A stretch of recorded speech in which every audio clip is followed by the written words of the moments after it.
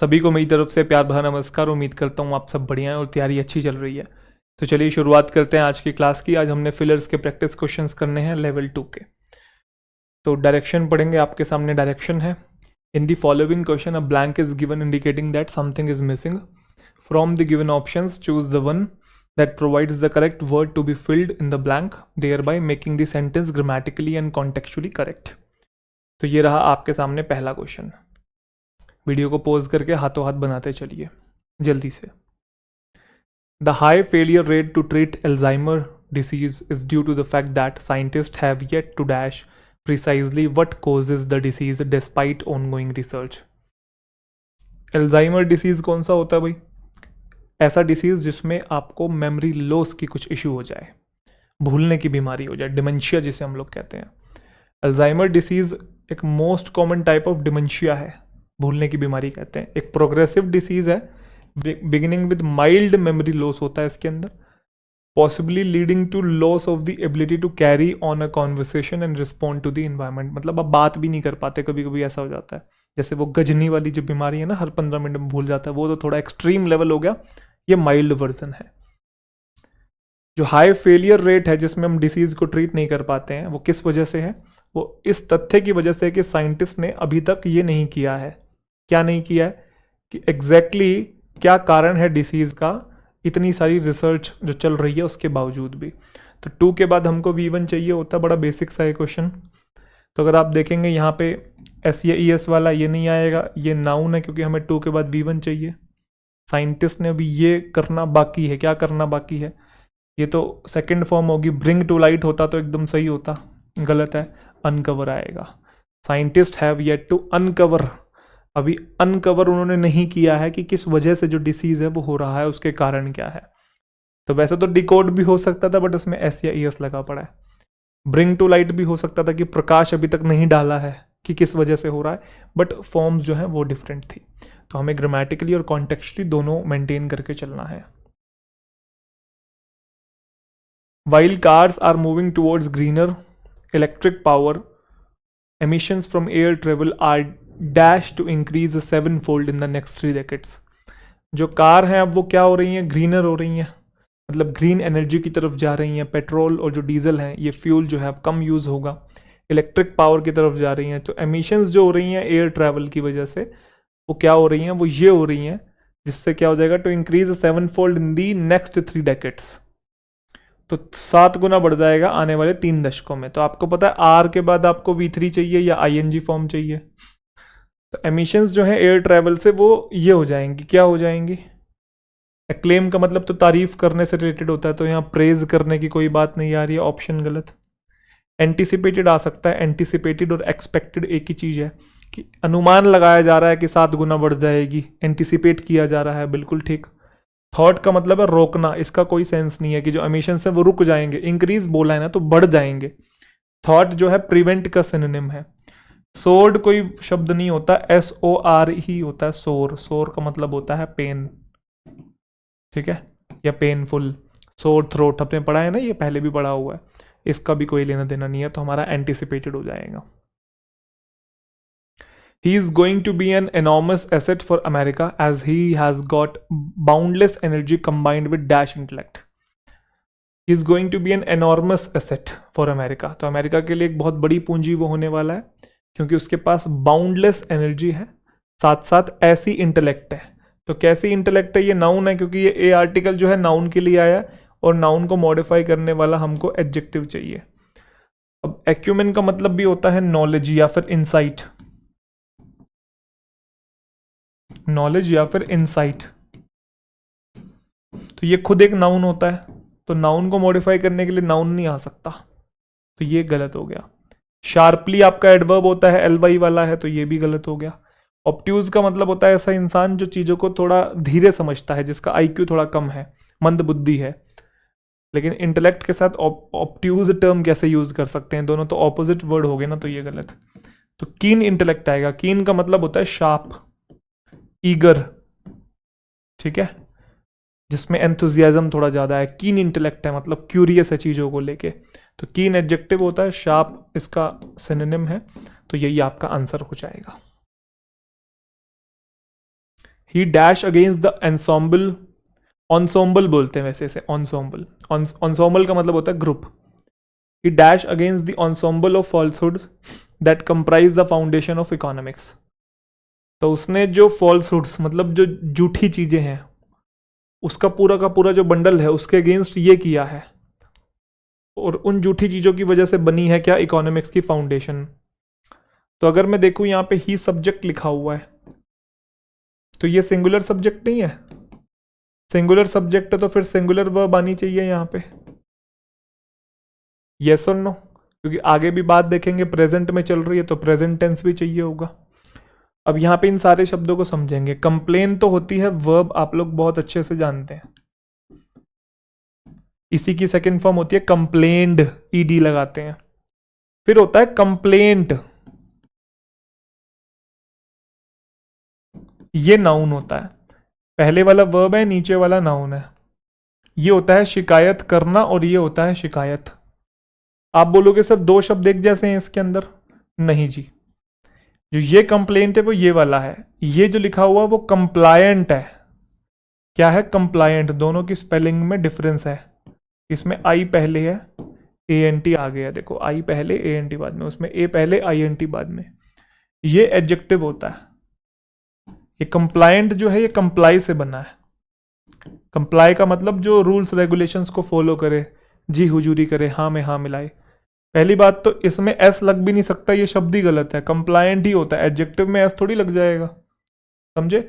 ये वर्ब है शिकायत करना, ये नाउन है शिकायत, और ये एडजेक्टिव होता है कंप्लायंट, इसका मतलब कंप्लाई करने वाला, हाँ में हाँ मिलाने वाला, चीज़ों को फॉलो करने वाला।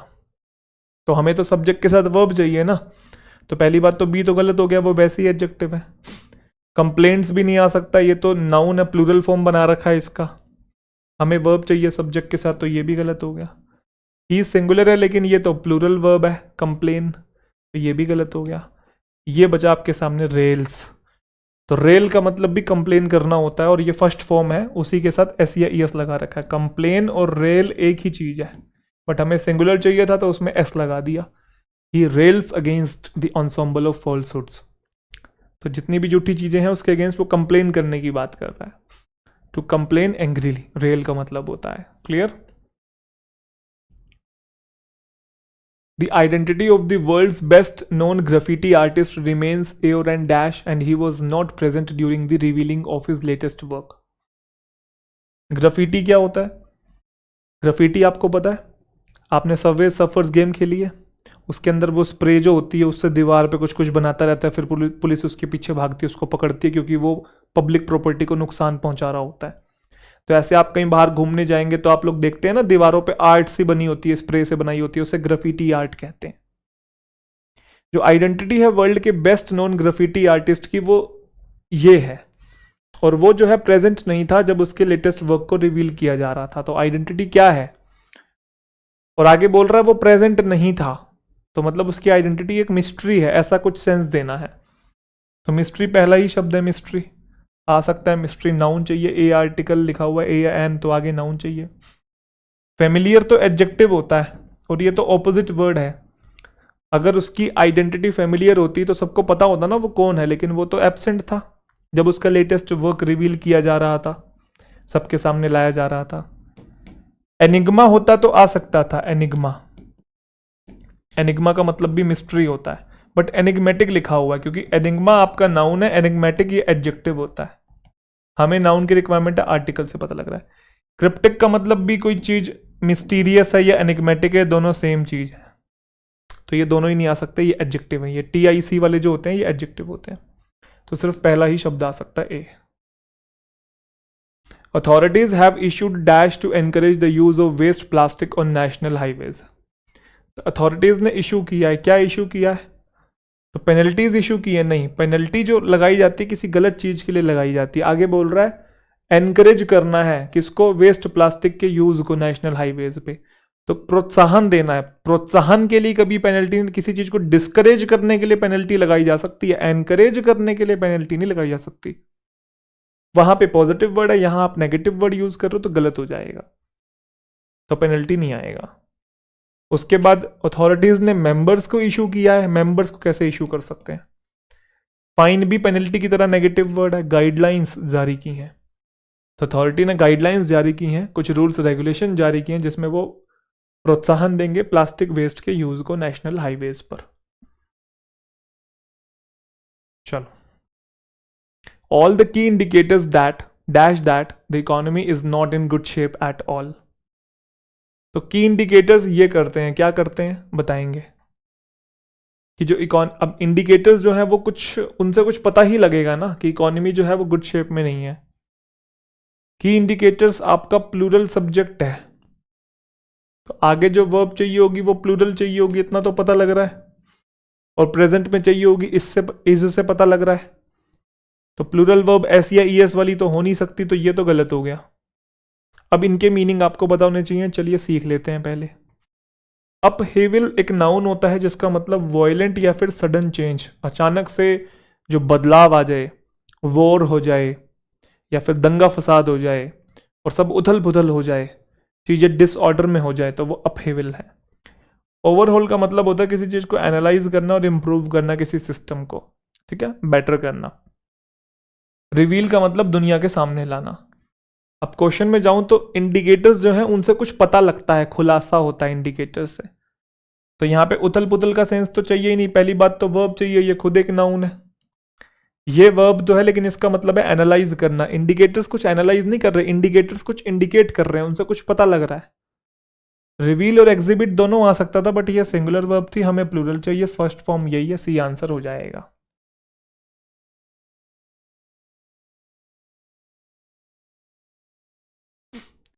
Good quality education is one of the most dash ways to reduce poverty, achieve gender equality and create more jobs.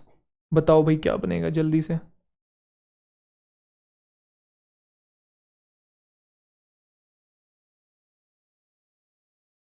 जो गुड क्वालिटी एजुकेशन है is one of the most dash ways, तो ways आपका noun है और noun को modify करने के लिए एडजेक्टिव चाहिए।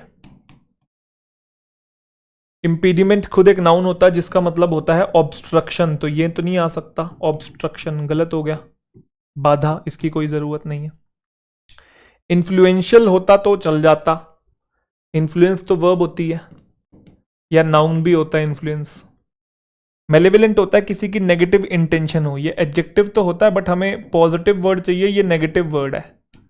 मेलेवलेंट इंटेंशन होती है ना, हार्म पहुंचाने की इंटेंशन, बट पॉजिटिव बात हो रही है। गुड क्वालिटी एजुकेशन तो है जो है वो ऐसे वेज में से एक है जिससे कि रिड्यूस हो सकती है पॉवर्टी, तो पोटेंट आएगा। पोटेंट का मतलब है स्ट्रॉन्ग, ठीक है, पावरफुल, इन्फ्लुएंशियल, इन्फ्लुएंशियल। समझ गए सभी बच्चे, कोई दिक्कत तो नहीं किसी भी तरीके की। चलिए जी, तो बाकी सारे क्यों गलत है, रीजन पता होने चाहिए, ए आंसर हो जाएगा। Continuous engagement with implementers made the mission dash, तो लगातार जो एंगेजमेंट हो रही है इम्प्लीमेंटर्स के साथ, तो उसकी वजह से जो मिशन है वो कैसा हो गया। तो अगर आपकी एंगेजमेंट बढ़ रही है तो कोई चीज वीक तो हो नहीं सकती है, फ्रेजाइल का मतलब होता है वीक। सक्सेसफुल हो सकता है, पॉजिटिव वर्ड है, बिल्कुल आ सकता है। मिशन के बारे में बताने के लिए चाहिए, नाउन के बारे में बताने के लिए एडजेक्टिव आता है। अबोर्ट का मतलब होता है कोई चीज खत्म हो गई है, फेल हो गई है। एंगेजमेंट से किसी चीज को बढ़ावा मिलता है, पॉजिटिव चीज होगी, नेगेटिव नहीं, तो ये तो नेगेटिव है। फियास्को का मतलब भी फेलियर होता है, ये भी नेगेटिव है, तो एक ही शब्द था पॉजिटिव, बी आंसर हो जाएगा।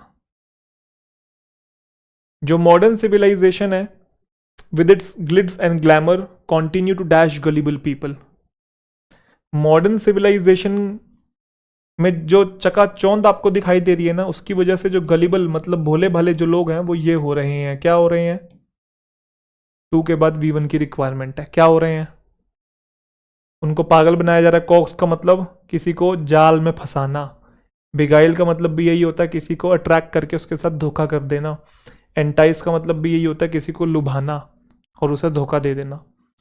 तीनों का ही मीनिंग सेम है, तीनों ही वर्ब की फर्स्ट फॉर्म है, टू के बाद V1 चाहिए, ऑल कैन फिट हो जाएगा। The 21st century has brought many a new technological dash to the publishing industry. Flow में बच्चे क्या करते हैं, मैनी देख के या तो एडवांसमेंट्स लगा देते हैं या ब्रेक थ्रू लगा देते हैं, क्योंकि दोनों ही प्लूरल हैं।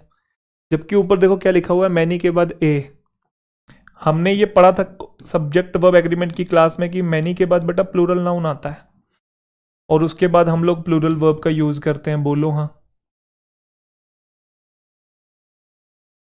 लेकिन मैनी के बाद एक और स्ट्रक्चर होता है, अगर आपको पता हो, मैनी के बाद अगर ए और एन का यूज करें तो उसके बाद हम लोग सिंगुलर नाउन का यूज करते हैं और जो वर्ब आती है वो सिंगुलर आती है। याद है सभी बच्चों को? यस और नो? अब अगर आप ध्यान से देखेंगे मैनी के बाद ए एन है तो आगे फिर सिंगुलर नाउन चाहिए होगा ना। हालांकि वर्ब नहीं दी हुई क्योंकि उससे ऑब्जेक्ट की जगह पे रखा हुआ है, बट मैनी के बाद अगर ए एन आ जाए उसके बाद सिंगुलर नाउन आता है। अगर ये पूरा का पूरा स्ट्रक्चर सब्जेक्ट की जगह पे है तो आगे वर्ब भी सिंगुलर आती है, बट ये जो स्ट्रक्चर है वो ऑब्जेक्ट की जगह पे है, वर्ब के बाद है, इसलिए वर्ब का कोई लेना देना नहीं है, बट ये स्ट्रक्चर तो फॉलो होगा ना। तो हमें सिंगुलर नाउन चाहिए होगा। अगर आप ध्यान से देखेंगे ये प्लूरल है और ये प्लूरल है, दोनों का मीनिंग सेम है। एडवांसमेंट और ब्रेक थ्रू का मतलब कोई नई चीज, इनोवेटिव कोई चीज है। तो आपको लगेगा टेक्नोलॉजिकल लिखा हुआ है, ये एडजेक्टिव है, आगे नाउन चाहिए, बच्चा मैनी को देख के प्लूरल लगा देता है तो ये दोनों को सही मान लेता है, ये दोनों गलत है बेटा। अब हमें पॉजिटिव वर्ड चाहिए। 21वीं शताब्दी में बहुत सारे टेक्नोलॉजिकल क्या हुए हैं, अच्छी चीजें हुई हैं टू दी पब्लिशिंग इंडस्ट्री। तो पब्लिशिंग इंडस्ट्री में अच्छी चीजें आई हैं, टेक्नोलॉजी का नाम आ गया ना तो बढ़िया चीजें आई हैं। सेटबैक का मतलब होता है कोई फेलियर, सेटबैक का मतलब आपके सामने कोई मुसीबत आ गई है, आपको किसी चीज, किसी आपदा का सामना करना पड़ रहा है, किसी प्रॉब्लम को फेस करना पड़ रहा है, तो चेंज आ जाएगा। सिंगुलर भी है और पॉजिटिव वर्ड भी है, तो ए आंसर हो जाएगा। Hinduism underwent dash changes aided by teachers such as Ramanuja, Madhav and Chaitanya. Underwent का मतलब होता है एक्सपीरियंस करना किसी चीज को, अंडरगो की सेकंड फॉर्म है ये। हिंदुज्म अंडरवेंट डैश चेंजेस, तो हिंदुज्म में ऐसे चेंजेस हो रहे हैं। कैसे चेंजेस? नाउन को मॉडिफाई करने के लिए एडजेक्टिव चाहिए, तो मेजॉरिटी तो खुद एक नाउन होता है तो ये नहीं आ सकता। मेजॉरिटी ऑफ चेंजेस होता तो सही होता।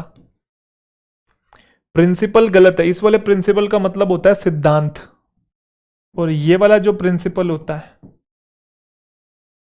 इसका मतलब होता है प्रधानाचार्य, या फिर इसका मतलब मेजर भी होता है, मुख्य। प्रधानाचार्य तो आपको पता ही है, मुख्य भी होता है, और ये एक एडजेक्टिव होता है। बट ये वाला प्रिंसिपल दिया सिद्धांत वाला, तो इसकी कोई जरूरत नहीं है। प्लीज्ड का मतलब होता है किसी चीज से संतुष्ट होना या खुश होना, तो खुश होने की बात नहीं है, ऐसे कोई चेंजेस नहीं होते। बड़े चेंजेस की बात हो रही है, मेजर आएगा, या तो ये आ सकता था या तो ये भी आ सकता था, चीफ टर्म भी आ सकता था। तो बाकी सारे ऑप्शंस रॉन्ग हो गए। चलो बताओ इसके अंदर क्या बनेगा जल्दी से।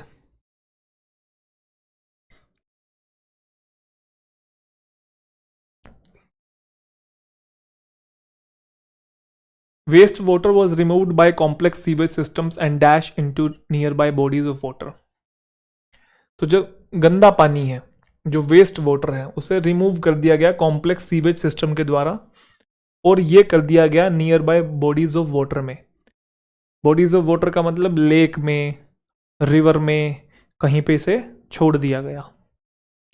तो अगर आपको पता है कि एंड के इधर अगर V3 है तो फिर एंड के इधर भी तो V3 आएगी, पैरेललिज्म नहीं मेंटेन करेंगे। वेस्ट वाटर को ये कर दिया गया और वेस्ट वाटर को फिर ऐसा कर दिया गया near by bodies of water में।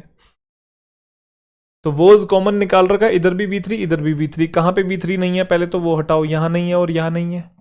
रीइंफोर्स और रिलीज, रीइंफोर्स का मतलब होता है किसी चीज को मजबूत करना, मजबूती देना, और रिलीज का मतलब बहा देना। तो भाई गंदे पानी को बहा जाएगा ना, मजबूती देने की क्या बात है, इसलिए ये वाला गलत और रिलीज वाला सही हो जाएगा।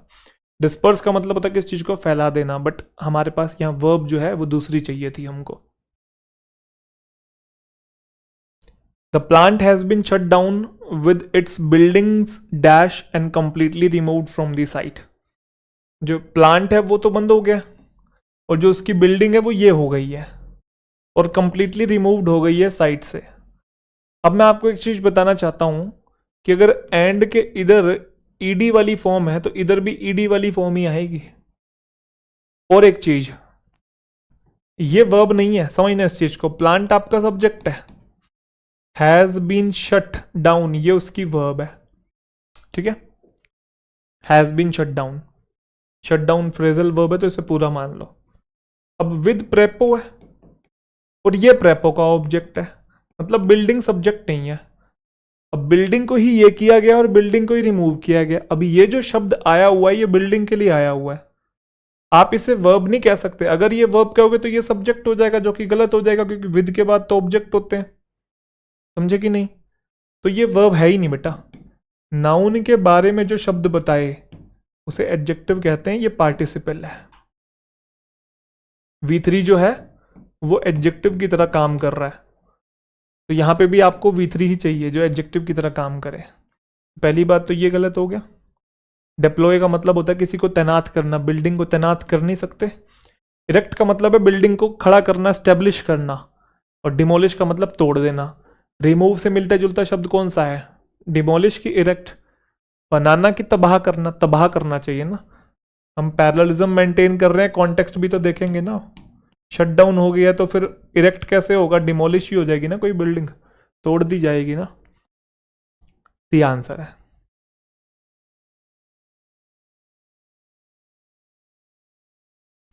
Big data, digitization, artificial intelligence are fundamentally dash the economy and society. Big data, digitization और आर्टिफिशियल इंटेलिजेंस जो है फंडामेंटली डैश कर रही हैं इकोनॉमी और सोसाइटी को। आर लिखा हुआ है तो आर के बाद वर्ब की फर्स्ट फॉर्म के साथ आईएनजी वाली फॉर्म आएगी और उसी को मॉडिफाई कर रहा है फंडामेंटली, यहाँ पे एडवर्ब है। तो आईएनजी वाली फॉर्म ये नहीं है, ये नहीं है। रिफॉर्म का मतलब होता है चेंज करना और स्मोदर का मतलब होता है किसी का गला घोटना। तो ये सारी पॉजिटिव चीज़ें हैं जो कि इकोनॉमी और सोसाइटी को क्या कर रही हैं, बदल रही हैं, उनकी रूपरेखा को है ट्रांसफॉर्म कर रही हैं या रिफॉर्म कर रही हैं। सी आंसर हो जाएगा। समझ में आ रहा है सभी बच्चों को। चलिए जी अगला question. The global environment today dash numerous challenges to the world due to its changing dynamics. बताएंगे भाई। जो ग्लोबल इन्वायरमेंट है टुडे डैश न्यूमरस चैलेंजेस, तो जो ग्लोबल इन्वायरमेंट से बहुत सारे चैलेंजेस ये हो रहे हैं, किस वजह से हो रहे हैं, और बदलते हुए डायनामिक्स की वजह से हो रहे हैं। तो ग्लोबल इन्वायरमेंट आपका सब्जेक्ट हो गया और ये सिंगुलर सब्जेक्ट है, तो आगे हमको वर्ब चाहिए और वो सिंगुलर वर्ब चाहिए होगी। सिंगुलर वर्ब चाहिए, जो भी वर्ब चाहिए हमको, इतना पता लग रहा है। हाँ सिंगुलर सब्जेक्ट है तो सिंगुलर वर्ब चाहिए होगी। अब प्रेजेंट में चाहिए, पास्ट चाहिए, ये नहीं पता है।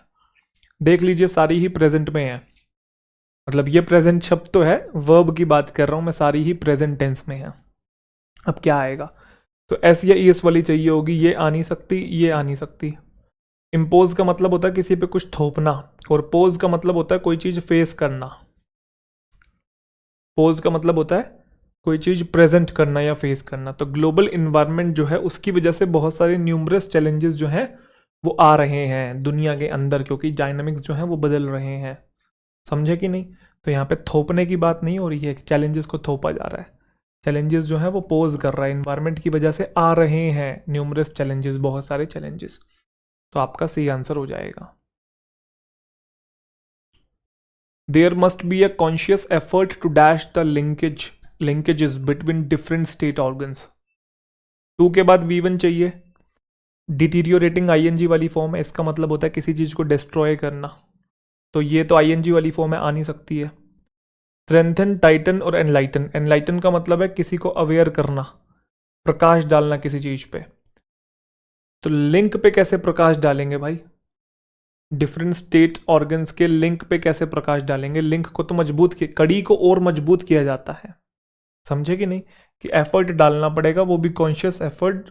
इसके लिए जो डिफरेंट स्टेट ऑर्गन्स है ना उनके बीच में जो कड़ी है उस कड़ी को ये करने के लिए, तो कड़ी पे प्रकाश डालने के लिए। कड़ी वो खाने वाली कड़ी नहीं, कड़ी मतलब वो जंजीर चैन वाली कड़ी है ना, कि कड़ी मजबूत है बहुत, वो वाली कड़ी की बात हो रही है। तो ये गलत। लिंकेज को टाइटन नहीं करते, लिंकेज को स्ट्रेंथन करते हैं, लिंक को मजबूत करते हैं। टाइट तो वो नस कटने वाला लिटरल वाला फीलिंग आ जाएगा, हमें फिगरेटिव सेंस चाहिए, इनडायरेक्ट वाला सेंस चाहिए। स्ट्रेंथन आएगा, स्ट्रेंथन वर्ब की फर्स्ट फॉर्म होती है। रीइंफोर्स करना, लिंक को और मजबूत बना रहे हैं, उसके लिए एफर्ट डालना पड़ेगा।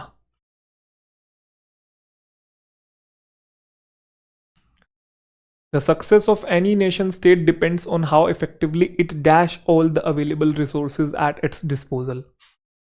एट इट्स डिस्पोजल का मतलब है कि जो अभी आपके पास है, जिसे आप यूज कर रहे हो। तो जो सक्सेस है किसी भी नेशन स्टेट की, वो डिपेंड करती है कि कैसे वो इफेक्टिवली ये करता है। तो इट है ना, तो इट के लिए वर्ब फिर से सिंगुलर चाहिए होगी, आपको ये बात पता लग रही है, क्योंकि यहां पे भी डिपेंड्स है। तो लिवरेज का मतलब वैसे फायदा उठाना होता है, तो रिसोर्सेज का फायदा ही उठाया जाता है, बट ये प्लूरल वर्ब है। बाकी सब में एस या ईएस लगा पड़ा है। डिसिपेट का मतलब होता है किसी चीज को खत्म कर देना या खर्च कर देना। यहाँ पे रिसोर्सेज का फायदा उठाने की बात हो रही है, जो रिसोर्सेज आपके पास हैं। तो कॉन्टेक्चुअली गलत। सप्रेस का मतलब भी दबाना होता है, यहाँ रिसोर्सेज को यूज करना है या कंट्रोल करना है। हार्नेस का मतलब कंट्रोल करना और कंट्रोल करके उसका फायदा उठाना अपने अकॉर्डिंग। तो हार्नेसेस आ जाएगा। A dash proportion of the nation's trade and energy needs are met through the medium of oceans। तो ए आर्टिकल है किसके लिए? प्रोपोर्शन के लिए। इसको मॉडिफाई करने के लिए एडजेक्टिव चाहिए कि जो इतना प्रोपोर्शन है ना नेशंस की ट्रेड का और एनर्जी नीड्स का, वो किसके थ्रू पूरा होता है? ओशंस के मीडियम के थ्रू पूरा होता है, ओशंस के जरिए पूरा होता है। तो देखो ए है, इनडिस्पेंसिबल नहीं आ सकता क्योंकि यहाँ ई वाली साउंड है, ये वोवल, यहाँ ये वोवल साउंड है तो वोवल के लिए एन आता है। कॉन्सोनेंट के लिए ए आता है ना, वोवल के लिए एन आता है। तो यहाँ एन होता तो ये सही मानते, इसे तो गलत हो गया। इंपॉर्टेंट भी इसलिए नहीं आ सकता, ई वाली साउंड है, क्योंकि यहाँ एन इंपॉर्टेंट प्रोपोर्शन होता तो सही होता। तीनों के मीनिंग सेम है वैसे, इनडिस्पेंसिबल, सिग्निफिकेंट और इंपॉर्टेंट तीनों ही सेम है। कुछ बच्चे हो सकते हैं कि ऑल फिट लगा दें, बट ये जो ए आर्टिकल है ना भाई, ये कॉन्सोनेंट साउंड के लिए आता है। ये वोवल साउंड है और ये वोवल साउंड है। सिग्निफिकेंट में स सेब वाला सिग्निफिकेंट, सिर्फ यही आएगा, बी आंसर हो जाएगा। Why do girls send confusing signals? She had dashed me on the boat the other day, yet she came to shop with me and didn't let me pay. Why do girls send confusing signals? Why? बताओ, सारे सवालों के जवाब दो, सिर्फ fillers के क्यों जवाब दे रहे हो? कोई बात नहीं, मैं बताता हूँ किसका जवाब। इस वाले फिलर का बता रहा हूँ, उसका तो मुझे भी नहीं पता। Why do girls send confusing signals? उसने ये किया मुझे बोट पे एक दिन पहले, और फिर भी मेरे साथ आ गई शॉपिंग करने के लिए, और मुझे अब पैसे भी नहीं पे करने दे रही है। तो एक दिन पहले कुछ उल्टा ही हुआ होगा, क्योंकि अब तो वो साथ में आ गई है और आपको पे भी नहीं करने दे रही है। लेकिन एक दिन पहले जरूर कुछ उल्टा हुआ होगा, तभी बोल रहा है कि कंफ्यूजिंग सिग्नल है। पहले ये हुआ, अब ऐसा करने लगी, अब साथ भी आ गई, अब पैसा भी नहीं पे करने दे रही है। कुछ सोच रहे होंगे ऐसी कहाँ मिलती हैं सर लड़कियां। नहीं नहीं भाई, इस दुनिया में हर टाइप का प्राणी मौजूद है। अच्छे लड़के भी हैं तो अच्छी लड़कियां भी हैं। पे करने से रिलेट नहीं कर रहा हूँ, इन जनरल बोल रहा हूँ। शी हैड डैश, तो हैड के बाद V3 चाहिए। अरे बोल दो हाँ, तो ये तो आ नहीं सकता। अब या तो ये या तो ये या तो ये, हमें नेगेटिव सेंस चाहिए। क्यों? क्योंकि एक दिन पहले कुछ गलत किया होगा या कुछ नेगेटिव किया होगा, और अगले ही दिन वो आ गई शॉपिंग करने के लिए और पैसे भी नहीं पे करने दे रही है। तो कॉम्प्लीमेंट और वेलकम्ड दोनों पॉजिटिव वर्ड है। वेलकम करना किसी को और कॉम्प्लीमेंट मतलब तारीफ, तो गलत है। रिबफ आएगा, रिबफ का मतलब होता है रिजेक्ट करना। तो एक दिन पहले तो मुझे ना कह रही थी कि मैं नहीं आऊंगी मैं नहीं आऊंगी, और अगले दिन आ गई और पैसे भी नहीं पे करने दिए, तो इसलिए वो कह रहा है why do girls send confusing signals. समझ में ना आ रहा है। जे मैं तेरे मेरे प्यार दे उत्ते किताब लिखा, तो पहला 150 पन्नों ते तेरे नखरे होने के हैं, उसके बाद प्यार कहानी शुरू होगी। चलिए, रिबफ का मतलब है रिजेक्ट करना, स्टॉप करना, सेइंग नो टू थिंग और समवन, तो रिबफ आ जाएगा वहां पे। On 15th August 1947, India woke to a new dawn of freedom. Dawn मतलब एक नया सवेरा। Finally, we were masters of our own dash after 200 years of British rule. Finally, we were masters of our own dash after 200 years of British rule. तो are possessive adjective के बाद आगे noun चाहिए होगा। Destination तो हम लोग मंजिल को बोलते हैं, तो ये तो हो नहीं सकता। डेस्टिन वर्ब होती है। डूम का मतलब होता है विनाश। तो भाई अगर आज़ादी मिली है तो विनाश के मास्टर्स कैसे होंगे? तबाही के मास्टर्स हम लोग कैसे होंगे? नेगेटिव वर्ड है। डेस्टिनी खुद की किस्मत अब हमारे हाथ में है। 200 साल का जो ब्रिटिश रूल है वो जा रहा है, अब हम अपनी खुद की किस्मत के मास्टर्स हैं। इंडिया के लिए अब ये नया सवेरा था। कब? 15 अगस्त 1947 को। ठीक है जी, तो क्या आ जाएगा? डेस्टिनी आ जाएगा। एन आइडिया, प्रैक्टिस और object that is dash as new by an individual is known as innovation. कोई आइडिया, कोई प्रैक्टिस या ऑब्जेक्ट जिसे ये किया जाता है या न्यू डैश किया जाता है किसी इंडिविजुअल के द्वारा, उस चीज को हम इनोवेशन कहते हैं। तो क्या किया जाता है? इज के बाद या तो आईएनजी फॉर्म या तो V3 अगर वर्ब लिखी हुई है तो। सारी ही वर्ब है तो फर्स्ट फॉर्म तो आ नहीं सकती। डीम का मतलब होता है कंसिडर। अगर ये होता डीम्ड तो उसका मतलब होता कंसिडर्ड, तो ठीक होता कि कोई आइडिया, कोई प्रैक्टिस, कोई ऑब्जेक्ट जिसे कंसिडर किया जाता है न्यू की तरह, उस चीज को इनोवेशन कहते हैं। सही बात है, कोई चीज नई है तो वो इनोवेशन है। तो अगर किसी चीज को न्यू कंसिडर किया जा रहा है तो वो इनोवेशन है। As simple as that. अरे बोलो हाँ। तो डीम्ड होता तो सही होता, तो क्योंकि उसका मतलब कंसिडर्ड हो जाता, बट ये डीम है, हमें V3 चाहिए। डिसरिगार्ड का मतलब होता है इग्नोर करना। रिगार्डेड होता तो सही होता कि इसे रिगार्ड किया जा रहा है, कंसिडर किया जा रहा है। डिसरिगार्ड उल्टा है, इग्नोर करना, इसका कोई मतलब नहीं है। मिस्टिफाई का मतलब भी कोई चीज समझ में ना आना। प्रिसीव आएगा, प्रिसीव का मतलब किसी चीज को कंसिडर करना। डीम करना एक ही बात है ये। रिगार्ड एक ही बात है, ये सारे एक दूसरे के सिनोनिम है। तो कोई idea, practice, object that is perceived as new by an individual is known as innovation. Farm mechanization is the main dash of modern agriculture, and many of the progressive countries have already mechanized their agriculture.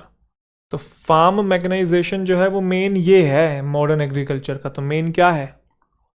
और बहुत सारी progressive countries ने already mechanised mechanical से बनाया वो। ठीक है, तो मैकेनाइज्ड कर दिया मतलब मशीनरी ले आए हैं एग्रीकल्चर में। भाई मशीनों का यूज हो रहा है, वो ये बोलने की कोशिश कर रहा है। तो आपको पता है कि द आर्टिकल है तो आगे हमको नाउन चाहिए, क्योंकि मेन उस नाउन को मॉडिफाई करने वाला एडजेक्टिव होगा। फाउंडेशन होता तो सही होता है, तो फाउंडेशनल है, एल वाला एडजेक्टिव होता है, सफिक्स की क्लास में हमने पढ़ा है। सब्सिडरी तो होता है, सब्सिडरी क्या होता है? सब्सिडरी किसी का कोई दूसरा पार्ट, सब्सिडरी उसको बोलते हैं ना। पढ़ा है आपने सब्सिडरी? कॉम्प्लीमेंट्री या फिर सप्लीमेंट्री को बोलते हैं। सेकेंडरी कोई चीज होती है, एक तरफ मेन बोल रहे हो एक तरफ सेकेंडरी बोल रहे हो, कोई सेंस थोड़ी बनेगा। तो ये तो वर्ड ही गलत हो गया। लिटनी क्या होता है? बहुत अच्छा शब्द है। If you describe what someone says as a litany of things, you mean that you have heard it many times before and you think it is boring and insincere और इनसिंसियर। तो अगर आप किसी भी चीज को ऐसे बोल रहे हो कि वो चीज लिटनी ऑफ थिंग्स है, मतलब वो आप कई बार सुन चुके हो, इतनी बार सुन चुके हो कि अब आप पक चुके हो वो सुन सुन के, क्योंकि अब आपको वो बहुत बोरिंग लग रही है और इनसिंसियर लग रही है। She remained in the doorway listening to his litany of complaints against her client. Litany of complaints का मतलब बार बार वही सेम कंप्लेंट, ये नहीं हुआ, वो नहीं हुआ, फलाना ढिमकाना, इस टाइप का। तो अब अगर वापिस आए तो मेन लिटनी कैसे आ सकता है? लिटनी ऑफ थिंग्स होता है। लिटनी ऑफ थिंग्स का मतलब वही सेम घिसी पिटी चीजें हैं। तो यहाँ कुछ सेंस नहीं देना, पॉजिटिव बात हो रही है। प्लैंक आएगा। प्लैंक का क्या मतलब है? कोई इंपॉर्टेंट प्रिंसिपल, कोई सिद्धांत, कोई आधार। तो फार्म मैकेनाइजेशन जो है वो मेन प्लैंक है मॉडर्न एग्रीकल्चर का, उसी का आधार है। तभी तो बहुत सारी कंट्रीज जो हैं उन्होंने एग्रीकल्चर को मैकेनाइज्ड कर दिया है। प्लैंक हम उसको भी बोलते हैं कि एक्सरसाइज होती है, आपको पता होगा, ऐसे हाथ करके, मतलब ऐसे पूरा स्ट्रेच करके हाथ ऐसे करते हैं। जिम में लोग देखा होगा आपने, करते हैं। एब्डोमेन के लिए होता है, कोर के लिए होती है वो। देखिए आपने एक्सरसाइज करी है, बहुत लोग करते हैं। Recently, a team of Indian scientists from the research laboratory Ahmedabad has discovered a new exoplanet dash too close to an aging star. तो कोई जो प्लैनेट होगा किसी स्टार के अराउंड क्या करता है? भाई प्लैनेट के लिए एक साइंटिफिक टर्म होता है ऑर्बिट करना। स्विंग का मतलब झूला खाना, तो झूले थोड़ी खा रहा है वहां पे वो। ऑसिलेट करने का मतलब भी ऐसे इधर उधर डोलना। वर्ल का मतलब वो चक्री, वो भी गलत हो गया। ऑर्बिट करता है प्लैनेट जो होता है, बड़ा बेसिक सा था, डी आंसर हो जाएगा। Software technology parks of India is या फिर इज ए और and dash body under ministry of electronics information technology government of India. तो सॉफ्टवेयर टेक्नोलॉजी पार्क जो है वो एक ऐसी बॉडी है, कैसी बॉडी है, ये ए एन जो है बॉडी के लिए आया हुआ है, यहां उसको मॉडिफाई करने वाला एडजेक्टिव चाहिए। तो कैसी बॉडी है? इंडिपेंडेंस तो आ नहीं सकता, ये खुद एक नाउन है। इंडिपेंडेंट होता तो आ सकता था कि इंडिपेंडेंट बॉडी है एक। डिपेंडेंट बॉडी कैसे है भाई? एक इंडिपेंडेंट है, डिपेंडेंट नहीं आ सकता, डिपेंडेंट ऑपोजिट हो जाएगा। किसी मिनिस्ट्री के तहत आने वाली एक इंडिपेंडेंट बॉडी बोला जाता है, डिपेंडेंट नहीं बोला जाता। डिपेंडेंट का मतलब तो फिर वो उस मिनिस्ट्री का ही पार्ट है, उसे बताने की क्या जरूरत है। तो सॉफ्टवेयर टेक्नोलॉजी पार्क जो है वो मिनिस्ट्री ऑफ इलेक्ट्रॉनिक्स के अंदर आने वाली एक इंडिपेंडेंट है, खुद से ही काम करती है। तो ये गलत हो गया, उल्टा है, ये डिपेंडेंट नहीं आएगा। सबसर्वियंस क्या होता है? सबसर्वियंस मतलब वही सबकी हाँ में हाँ मिलाना, चाटुकारिता करना। सीकोफेंसी पता है? जी हुजूरी करना। Willingness to obey other unquestionably आना चाहिए था, गलत लिखा हुआ है, ठीक है। बिना सवाल के सामने वाले की बात पे आप हाँ में हाँ मिला रहे हैं, तो सबसर्वियंस है। तो यहाँ पे एक ही शब्द बचा हमारे पास, ऑटोनोमस। ऑटोनोमस का मतलब होता है इंडिपेंडेंट, एक ही बात होती है। ऑटोनोमस और इंडिपेंडेंट ये दोनों एडजेक्टिव होते हैं। तो आपका आंसर आ जाएगा यहाँ पे ऑटोनोमस बॉडी है। Delhi Police has launched an e-learning initiative by Southwest District of Police Force। किस लिए लॉन्च किया? हेल्प करने के लिए और एजुकेट करने के लिए और ये करने के लिए स्किल ट्रेनिंग को किसको देंगे? Skill training school drop outs को देंगे। तो बहुत छोटी सी चीज़ है, देखो 2 के बाद V1, फिर इधर भी V1 और आगे भी V1 आएगा, पैरेललिज्म मेंटेन होगा। तो स्किल ट्रेनिंग को ऑफर आ तो सकता था, अगर ऑफर लिखा होता तो ये तो ऑफरिंग है। प्रोवाइड भी आ सकता था अगर खाली प्रोवाइड होता तो। परपोर्ट जो है वो अलग टर्म है, इम्पार्ट होता है किसी नॉलेज को देना, किसी चीज को प्रोवाइड करवाना, स्किल देना, इम्पार्ट करना वैल्यूएबल नॉलेज या स्किल को। परपोर्ट क्या होता है? परपोर्ट जो है वो एक नाउन है जिसका मतलब अपीयर टू बी और डूइंग समथिंग स्पेशली फॉल्सली। जैसे she is not the person she purports to be, वो नहीं है जो वो बनने की कोशिश कर रही है, कुछ प्रिटेंड करना। परपोर्ट का मतलब ये भी होता है किसी भी चीज का general meaning. I did not read it all, but I think the purport of the letter was that। purport का मतलब कि उस लेटर का मेन जो पर्पस था, पर्पस वाला सेंस भी देता है कि उस लेटर का जो मेन मीनिंग था वो ये था कि he will not be returning for at least a year। तो किसी भी चीज का मेन मीनिंग, और पहला मीनिंग था प्रिटेंड करना, अपीयर टू बी या do something which you are not, और उसका कोई लेना देना नहीं है। स्किल ट्रेनिंग को इम्पार्ट किया जाता है, सामने वाले तक पहुंचाया जाता है। तो सी आ जाएगा। Mother had prepared a dozen of cookies. Alex ate all of them. Therefore, she called him A or and dash। तो प्रिपेयर्ड की थी काफ़ी सारी कुकीज़, एलेक्स सारी खा गई, इसलिए मम्मी ने उसको क्या कहा? खा गया, सॉरी एलेक्स लड़का है। तो मम्मी ने कहा कि तू ये है, क्या है? ग्लटन बोला जाता है। ग्लटन का मतलब होता है पेटू, बुक्खड़, नाउन है ये। कंजूस थोड़ी बोलेंगे, सारी खा गया ना वो। फ्रूगल का मतलब होता है कंजूस। गॉबलर बोलते हैं मोची को, तो मोची का क्या मतलब है यहाँ पे? गॉबलर होता है बुक्खड़। अच्छा ऐसा बना रखा है क्वेश्चन, तगड़ा बनाएगा। गॉबलर कंफ्यूज हो जाए बच्चा, ताकि गॉबल गॉबल नोम नोम नोम करके खा जाए सारा। जैसे आप लेके आए हैं कहीं से कुछ खाने के लिए, मान लो कुछ भी लेके आए हैं खाने के लिए, बर्गर लेके आए हैं लेट से, तो आपने बोला कि भाई एक बाइट तू भी खा ले, कोई बहन या भाई है, तो वो एक बाइट में आधे से ज़्यादा आम पूरा एक ही बारे में निकल जाता है ना, तो वो गॉबल कर गया पूरा पेटू बुक्खड़।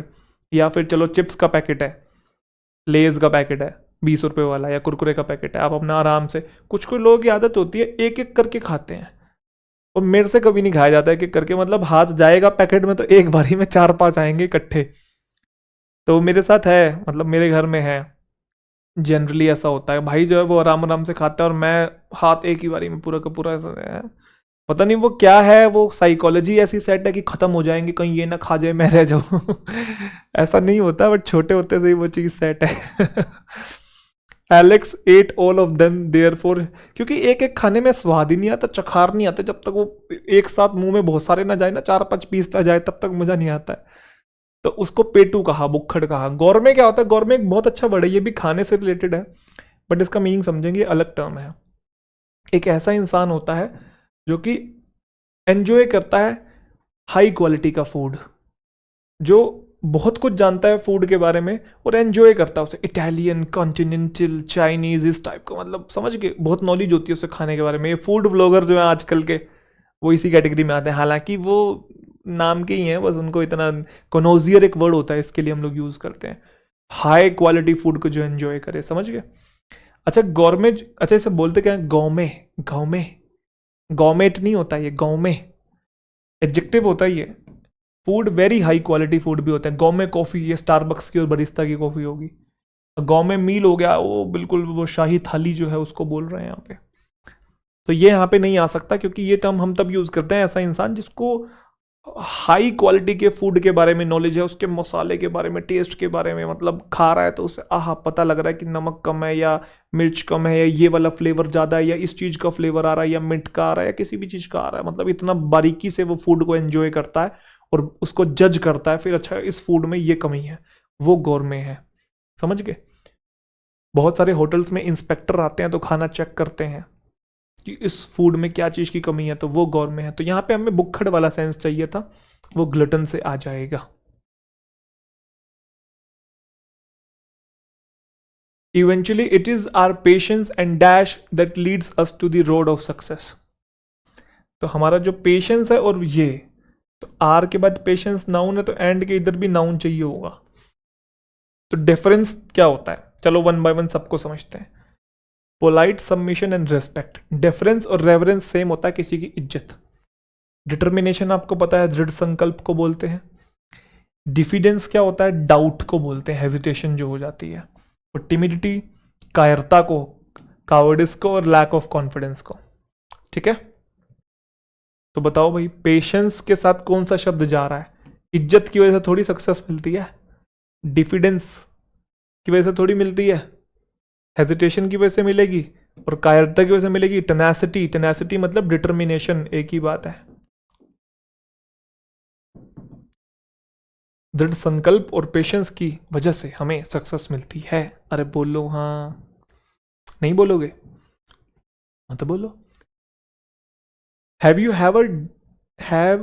Ever dash before, I asked. No it's my first time in a plane and I am little nervous, Vartika replied. तो पूछ रहा क्या तुम पहले कभी प्लेन में बैठे हो या कभी उड़े हो, उड़े इन द सेंस कि प्लेन में उड़ कर गए हो। तो have you ever dash, have के बाद V3 चाहिए।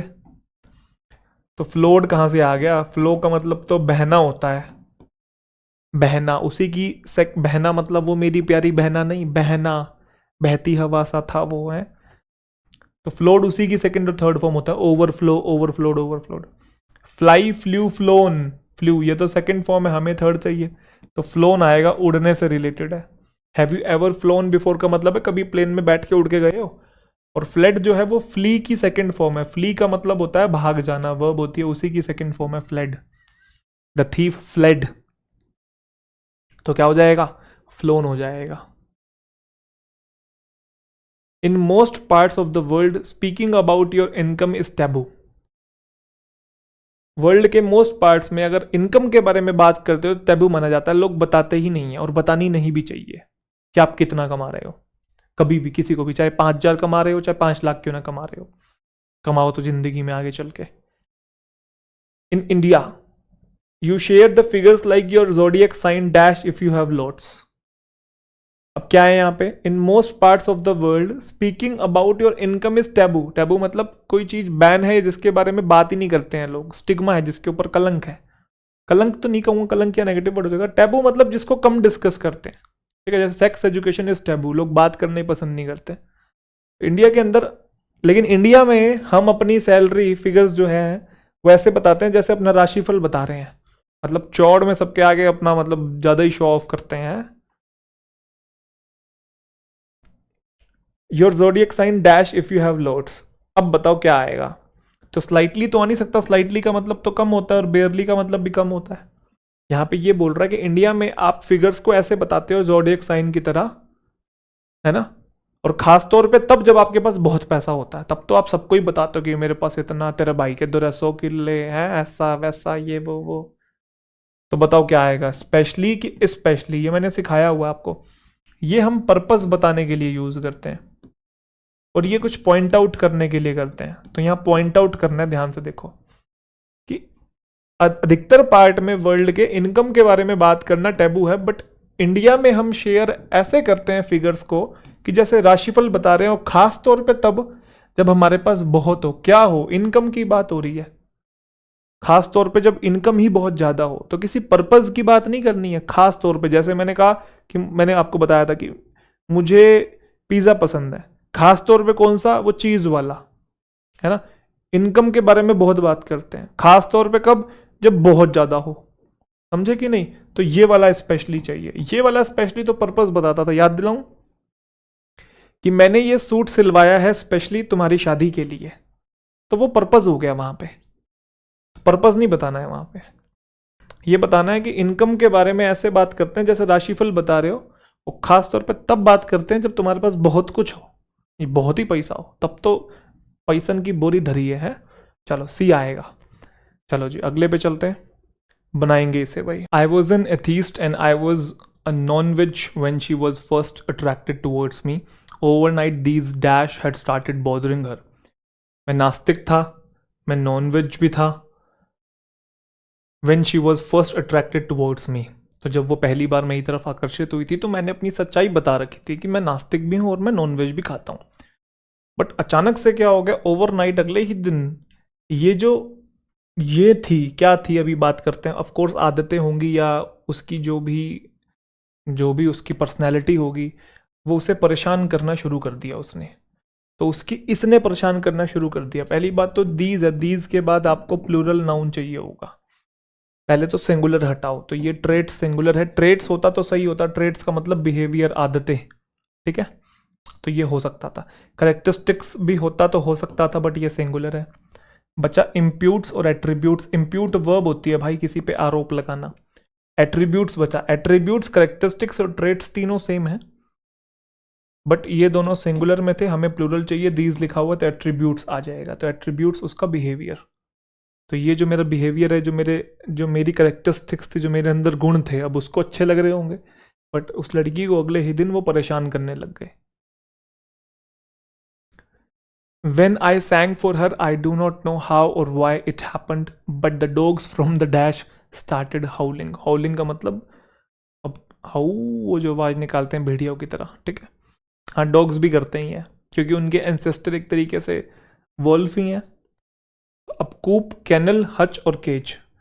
कूप जहाँ पे चिकन्स को रखा जाता है, कैनल जहाँ पे डॉग्स रहते हैं, हच जहाँ पे रैबिट रहते हैं, और केज इन जनरल एक पिंजरे को बोलते हैं जहाँ पे पक्षियों को बांधा जाता है या बंद किया जाता है।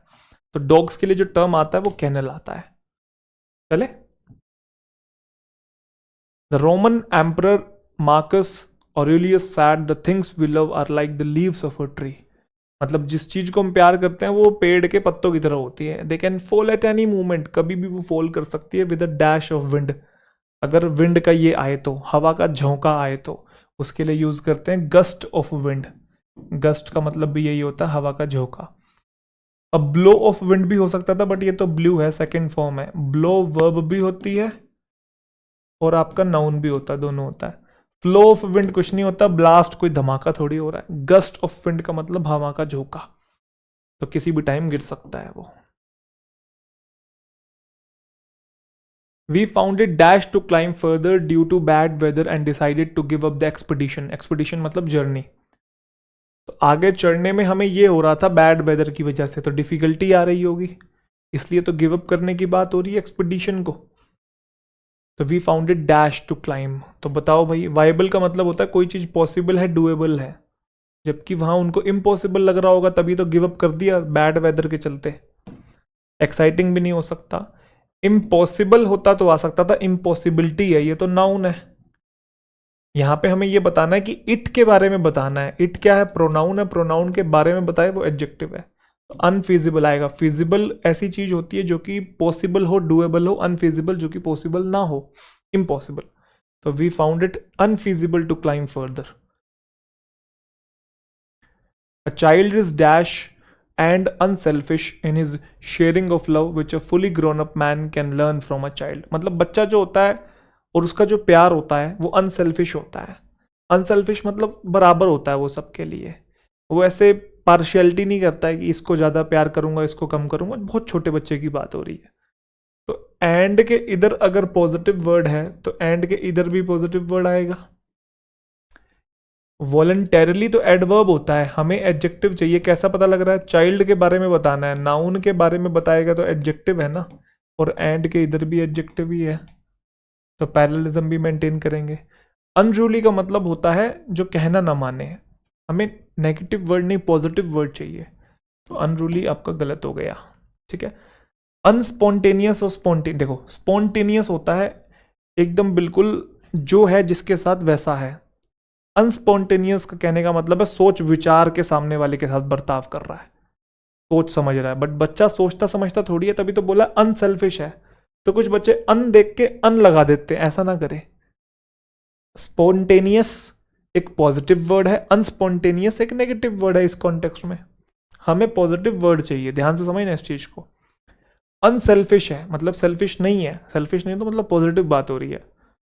और बच्चा जो होता है वो स्पॉन्टेनियस होता है। स्पॉन्टेनियस मतलब जिसके साथ जैसा है उससे वैसा ही रहता है, वो ये बोलने की बात कर रहा है। तो अनस्पॉन्टेनियस का मतलब जिसके साथ जैसा है वैसा नहीं है, बहुत सोचता विचारता है फिर उसके साथ वैसा बनता है, ये तो बात बनेगी ना, तो ये गलत हो गया। इम्पल्सिव आएगा। इम्पल्सिव मतलब बच्चा ज़्यादा सोचता नहीं है, बच्चा सेल्फिश नहीं होता, बच्चा अनसेल्फिश होता है। जब भी लव को शेयर करने की बात आती है, ये एक फुली ग्रोन अप मैन को बच्चे से सीखना चाहिए, वो ये बोल रहा है। ए आंसर है। A person who is running after dash wealth at the cost of his relations and health is a slave to money. तो आफ्टर के बाद जो वर्ब है आईएनजी फॉर्म में जाएगी। तो ऐसा इंसान जो वेल्थ को ये करने के पीछे भागता है रिलेशंस के कोस्ट पे और हेल्थ के कोस्ट पे, वो मनी का गुलाम है। कि मतलब रिलेशन और हेल्थ को कॉम्प्रोमाइज करके अगर वो पैसे के पीछे ये कर रहा है, भागे जा रहा है, पैसे को ये करने के पीछे भागे जा रहा है, क्या करने के पीछे वही बताना है। तो क्रेडिट का मतलब तो किसी को पैसा देना होता है ना, क्रेडिट कंपनी होती है, पैसा लोन पे देती है। तो पैसा देना थोड़ी है। एक ऐसा इंसान जो भागता है पैसे को देने के पीछे कि पैसे को कमाने के पीछे, गलत हो गया। आफ्टर डिपॉजिटिंग होता तो सही होता, गलत है। कलेक्टिंग होता तब भी सही होता है, तो कलेक्शन है। आफ्टर एक्यूमुलेटिंग वेल्थ, एक्यूमुलेट मतलब इकट्ठा करना है। ऐसा इंसान जो भागता रहता है पैसे इकट्ठे करने की सोचता है, रिलेशंस को कॉम्प्रोमाइज करके, हेल्थ को कॉम्प्रोमाइज करके, तो वो कुछ कमा नहीं रहा है, वो पैसे का गुलाम ही है। In India commercial energy consumptions dash about 74% of the total energy consumed in India. तो जो कमर्शियल एनर्जी कंजम्पशन है ना, वो कितना है? टोटल एनर्जी कंज्यूम का 74% है। तो जब बहुत बड़ी चीज का छोटा सा हिस्सा बताना होता है तो हम लोग यूज करते हैं अकाउंट फॉर। जैसे women account for 25% of this organisation. तो इस ऑर्गेनाइजेशन में अगर 100 है तो 25 जो है वो वुमेन है। ये मैंने फ्रेजल वर्ब का पहला ही फ्रेजल वर्ब पढ़ाया हुआ है आपको। ए आंसर है। ऑन अकाउंट ऑफ का मतलब होता है बिकॉज ऑफ, के कारण। तो यहाँ के कारण का सेंस नहीं देना, ये बोलना है कि जो कमर्शियल एनर्जी कंजम्पशन है ना, वो टोटल एनर्जी का 74% है, उसके लिए अकाउंट फॉर आता है। टेक्स इनटू अकाउंट का मतलब होता है किसी चीज को कंसिडर करना, टू कंसिडर समथिंग। ठीक है। When choosing a new car you should take fuel efficiency into account, कि कितनी एफिशिएंसी आएगी, माइलेज कितनी मिलेगी, ये चीज कंसिडर कर लेना चाहिए जब आप नई कार लें तो। यहाँ कुछ कंसिडर करने की भी बात नहीं थी, ये बताना था कि ये जो है पूरी एनर्जी का इतना हिस्सा है, तो हिस्से के लिए अकाउंट फॉर यूज करते हैं हम लोग। और मेकअप जो है वो आपका गलत हो जाएगा। मेकअप आ सकता था कि ये जो है पूरी एनर्जी का इतना हिस्सा बनाता है, मेकअप करता है, आ सकता था। But energy consumption singular subject है, हमें सिंगुलर वर्ब चाहिए थी, ये तो प्लूरल है। मेक्स अप होता तो सोच भी सकते थे, तो इसलिए ये भी गलत हो गया। The transgender community faces dash and discrimination and therefore has fewer opportunities as compared to others. तो ट्रांसजेंडर कम्युनिटी फेस कर रही है इसको एंड डिस्क्रिमिनेशन को। अगर यहाँ नेगेटिव वर्ड है तो इधर भी नेगेटिव चाहिए होगा। तो स्टिग्मा, कलंक, जनरली ट्रांसजेंडर कम्युनिटी को कलंक ही एक तरीके से माना जाता है कि भाई ना लड़का है ना लड़की है, तीसरी कैटेगरी है, ना नौकरी मिलती है ना समाज में एक्सेप्टेंस मिलती है। मैं एक समाज की विचारधारा बता रहा हूँ, ठीक है। तो स्टिग्मा को फेस करना पड़ता है। स्टिग्मा मतलब बैड रेपुटेशन को, बैड इमेज को फेस करना पड़ता है, डिस्क्रिमिनेशन को फेस करना पड़ता है, इसलिए उनकी कम अपॉर्चुनिटीज होती है उनके पास दूसरों से कंपेयर करें। एनिग्मा की कोई बात नहीं है, मिस्ट्री का कोई सेंस नहीं है यहाँ पे। एनिग्मा मतलब सीक्रेटिव कोई चीज़। डिलेमा भी कोई चीज़ कंफ्यूज कर रही है आपको, वो भी कोई सेंस। स्पॉइल का मतलब बर्बाद करना, तो डिस्क्रिमिनेशन से मिलता जुलता जो वर्ड है वो स्टिग्मा है। There are chances that a person has an attractive personality but may turn out to be dash. ऐसे पूरे पूरे चांसेस हैं कि एक पर्सन जो है हो सकता है वो अट्रैक्टिव हो, बट वो ऐसा निकल जाए। कैसा निकल जाए? कैसा निकल जाए? तो एक तरफ पॉजिटिव बात हो रही है तो दूसरी तरफ नेगेटिव बात होगी ना बेटा, बट बोला हुआ है, नेगेटिव बात आएगी। बोलो हाँ। तो अपराइट का मतलब होता है स्ट्रेट फॉरवर्ड, तो ये तो पॉजिटिव वर्ड है। कॉन्शियंशियस का मतलब भी यही होता है मॉरली राइट पर्सन, तो ये भी पॉजिटिव वर्ड है। अब नॉन चैलेंट हो सकता है और अनस्क्रूपलेस। अनस्क्रूपलेस का मतलब होता है इमोरल, अनैतिक इंसान, डिसऑनेस्ट, धोखाधड़ी करने वाला। और नॉन चैलेंज का मतलब होता है सानू की, ऐसे करते हैं ना कि जैसे यार तेरे को इस चीज़ में इंटरेस्ट है, आई डोंट केयर, नॉन चैलेंट। तो नॉन चैलेंट का यहाँ कोई लेन देन नहीं है। वो बोल रहा है कि हो सकता है कि एक पर्सन अट्रैक्टिव पर्सनैलिटी हो, बट ऐसा हो कि वो क्या निकल आए, वो एक इमोरल पर्सन निकल आए। क्योंकि इन जनरल वो कह रहा है, ये एज्यूम किया जाता है कि कोई अट्रैक्टिव है तो वो मॉरल होगा, बट ज़रूरी नहीं है, वो इमोरल भी हो सकता है, ऐसा वो कहना चाह रहा है। तो अनस्क्रूपलेस आपका आंसर हो जाएगा। क्लियर है जी? निर्लज या फिर behaving in a dishonest way. Last question है हमारा, an idea is a thought or opinion related to something which may pop up randomly or after a dash session. एक आइडिया एक ऐसा थॉट होता है और ओपिनियन होता है किसी चीज से रिलेटेड जो कि आ जाता है अचानक से। कब? एक ऐसे सेशन के बाद। तो कैसे सेशन के बाद? चर्न का मतलब होता है किस चीज को ऐसे गोल गोल घुमाना, वो मक्खन निकालते हैं ना ऐसे घुमा घुमा के। तो चर्न सेशन कौन सा होता है? जर्क का मतलब होता है झटके देना किसी को, वो ऐसे पकड़ के बिल्कुल पूरा हिला दिया आपने उसे। तो जर्किंग सेशन कुछ नहीं होता है। इन्फॉर्मेशनल सेशन नहीं होता, ब्रेन स्टॉर्मिंग होता है। ब्रेन स्टॉर्मिंग का मतलब है बैठ के आपने ग्रुप डिस्कशन किया है, कुछ अपने विचार दिए हैं, सामने वाले ने अपने विचार दिए हैं, तो उसके बाद ही बोल रहा है कि एक आइडिया एक ऐसा थॉट ओपिनियन होता है जो कि रैंडमली आ जाता है जब हम ब्रेन स्टॉर्मिंग सेशन करते हैं। ठीक है, तो ब्रेन स्टॉर्मिंग का मतलब है आपका group discussion to produce ideas. ये वर्ड ही इसलिए यूज किया जाता है ताकि सेशन हो, लोग मिलकर बैठे और एक अच्छा आइडिया जो है वो पॉपअप हो। तो आई होप सभी बच्चों को आज की क्लास के सारे क्वेश्चन समझ में आ गए हैं। कोई दिक्कत आ रही है तो आप रिवीजन कर लीजिएगा। पीडीएफ आपके पास है, डाउनलोड करके खुद से लगाना चाहें बाद में, मतलब रिवीजन करनी हो पीडीएफ से भी आप लोग कर सकते हैं। टेक्निक आपने सीख लिया एलिमिनेशन की। वोकैबलरी आपकी इंपॉर्टेंट है, वो मैंने पहले ही बोल दिया था, आनी चाहिए वोकैब आपको। दूसरी चीज़ आप देख रहे थे मैं ग्रामेटिकल पॉइंट ऑफ व्यू से भी एलिमिनेट कर रहा था, तो ग्रामेटिकल कॉन्सेप्ट भी अच्छे होने चाहिए। तीसरी चीज़ सेंटेंस जो लिखा हुआ है वो रीडिंग बेस्ड है, तो रीडिंग भी अच्छी होनी चाहिए।